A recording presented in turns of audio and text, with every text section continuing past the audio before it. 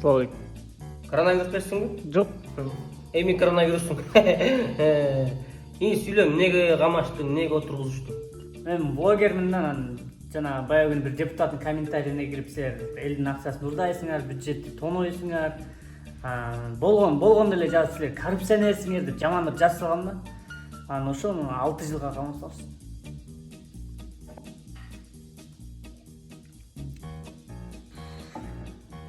Сизде эмне кылмады? Берчиң.